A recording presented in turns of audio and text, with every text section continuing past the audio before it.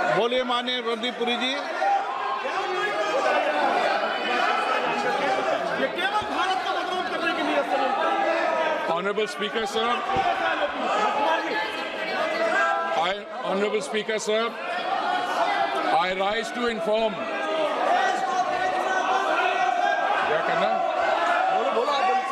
Honorable Speaker, sir, I rise to inform the House of steps taken in response to the disruption of the global energy supplies arising from the ongoing conflict in West Asia. The world has not faced a moment like this in modern energy history. Today is the 13th day since the passage through the Strait of Hormuz, through which 20% of world's crude, 20% of world's natural gas, and 20% of the world's LPG flows was disrupted following the military operations between Iran, Israel, and the US. For the first time in recorded history, the Strait of Hormuz has been effectively closed to commercial shipping. Despite India having no role in causing the conflict, like many countries, India has to navigate through its consequences. The contrast with how other nations are managing this crisis places India's response in its sharpest relief.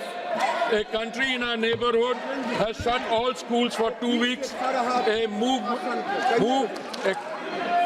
moved government offices to 4-day work week, ordered 50% of public employees to work from home, cut fuel allowances for official vehicles by half, and taken 60% of government vehicles off the road.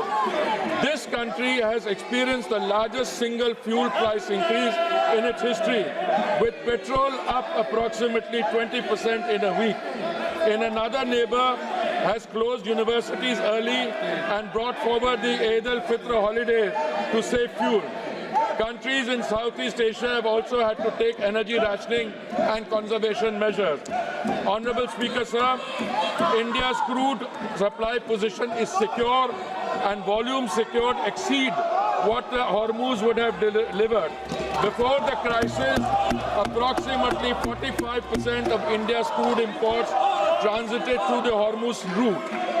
Thanks to the Honorable Prime Minister's outstanding diplomatic outreach and goodwill, India has secured crude volumes that exceed what the disrupted Strait of Hormuz could have delivered in the same period. Non-Hormuz sourcing has risen to approximately 70% of crude imports, up from 55% before the conflict began. India sources crude from 40 countries as against 27 in 2006 and 7. This structural diversification, built through sustained policy over successive years, has given us options that other nations find themselves without. Refineries are operating at high capacity utilization. In several cases, they are exceeding 100%. There is no shortage of petrol, diesel, kerosene, ATF or fuel oil. The availability of petrol, diesel, aviation, turbine fuel, kerosene and fuel oil is fully assured. Retail outlets across the country are stocked and supply chains for these products are functioning normally. Additional allocation of PDS kerosene has been issued to all the states.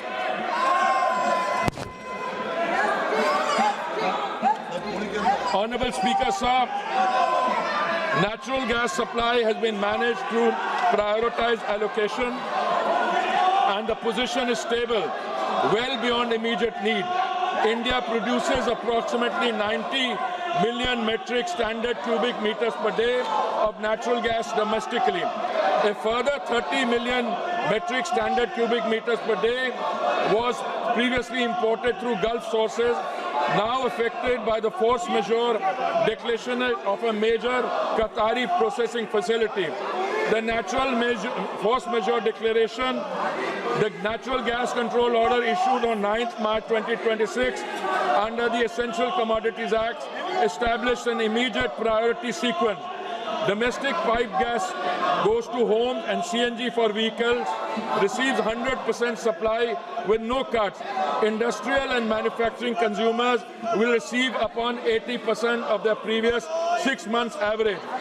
Fertilizer plants will receive up to 70%, protecting the agricultural input chain ahead of the sowing season. Refineries and petrochemical units absorb a managed reduction with the House that the shortfall has been substantially upward through alternative procurement. Large LNG cargoes are arriving on an almost daily basis through alternative supply routes, and India has sufficient gas production and supply arrangements to sustain this position even in the event of a prolonged conflict. Power generation for every household and for industry is fully protected. Honorable Speaker, sir, it should be noted that India was previously importing approximately 60% of the LPG requirements from Gulf countries such as Qatar, UAE, Saudi Arabia and Kuwait, and 40% is produced domestically. Procurement has now been actively diversified, with cargoes being secured from the United States, Norway, Canada, Algeria and Russia, in addition to Gulf sources. The LPG control order issued on 8th March 2026 directed all refineries to maximize LPG yields and channel the entire output of C3 and C4 hydrocarbon streams comprising propane, butane, propylene and butene exclusively to the 3 oil marketing companies for domestic cooking gas. Hence, in the last 5 days, LPG production has been increased by 28% through refinery directive, and further procurement is actually underway.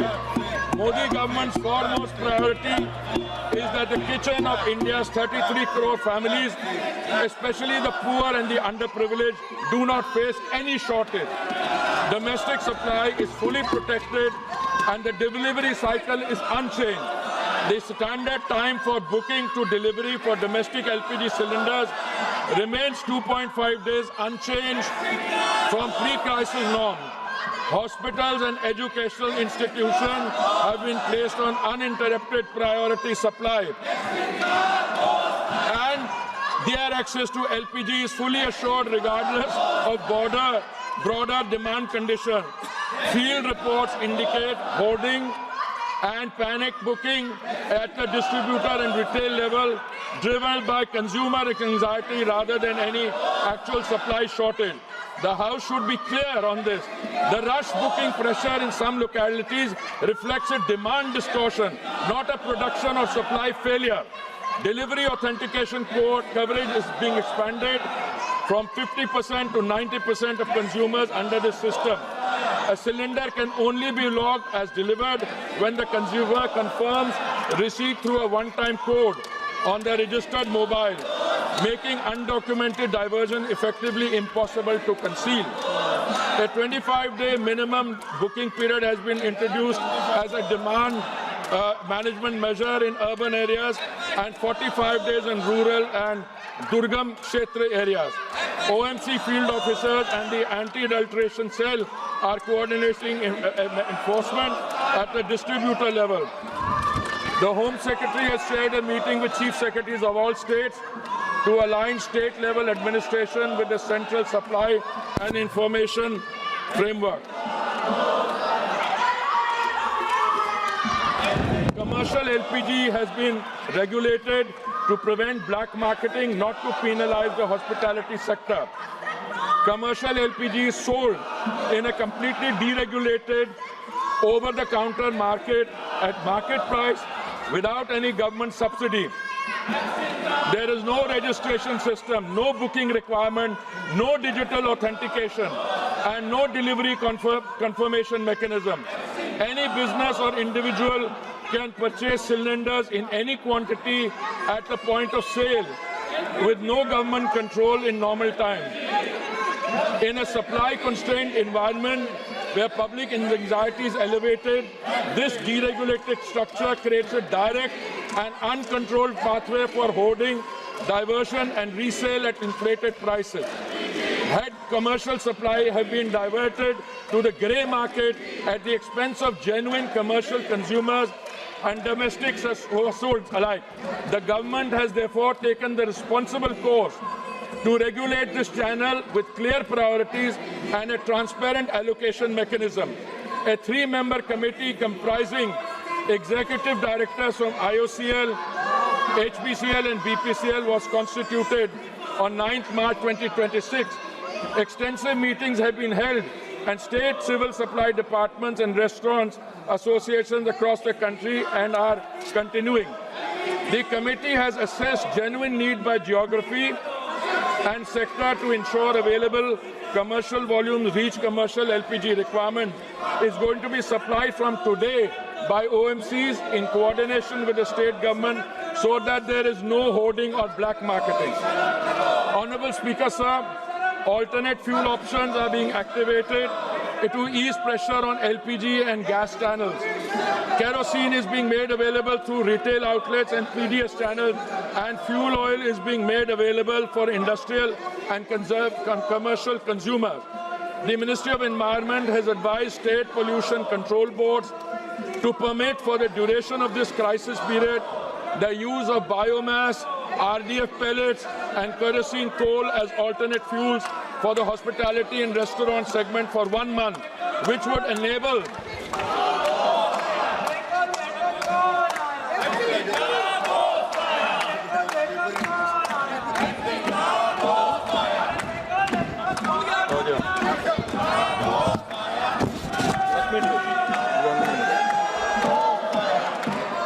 wider range of establishments to switch and free up LPG for priority consumers. Consumer prices have been shielded from global market conditions. Despite the Saudi contract price rising 41% between July 23 and March 26, the PMUY beneficiary price has fallen 32 cents in the same period and per percent and stand at rupees 613 per 14.2 kilogram cylinder in Delhi. The non-subsidized consumer price stands at rupees 913 following the recent rupees 60 adjustment against a market-determined price of approximately rupees 987. Of the rupees 134 per cylinder adjustment required by prevailing global market conditions, the government absorbed rupees 74. The effective additional cost for a PMUY household is under 80 paise per day.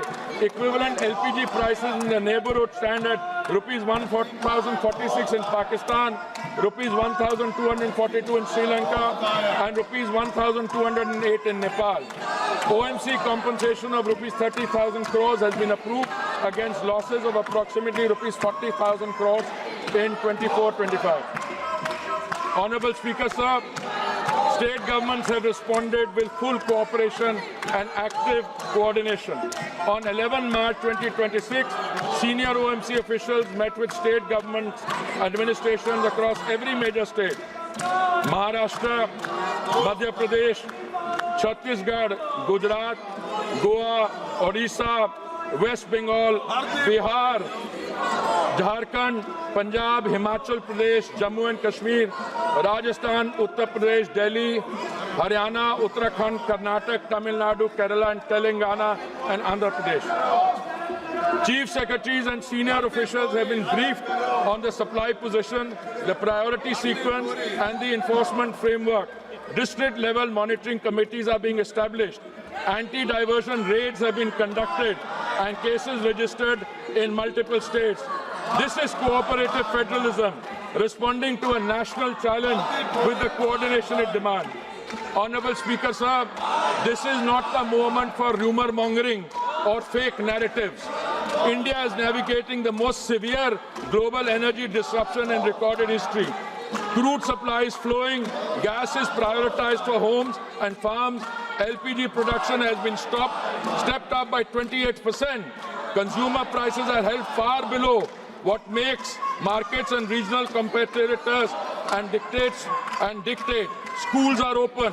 Petrol is on the forecourt. Every citizen, regardless of political affiliation, has a stake in that. India must stand united behind the energy warriors, behind the institution managing the crisis, and behind the national interest. The record of preparation and the record of response speak for themselves. I thank you, sir.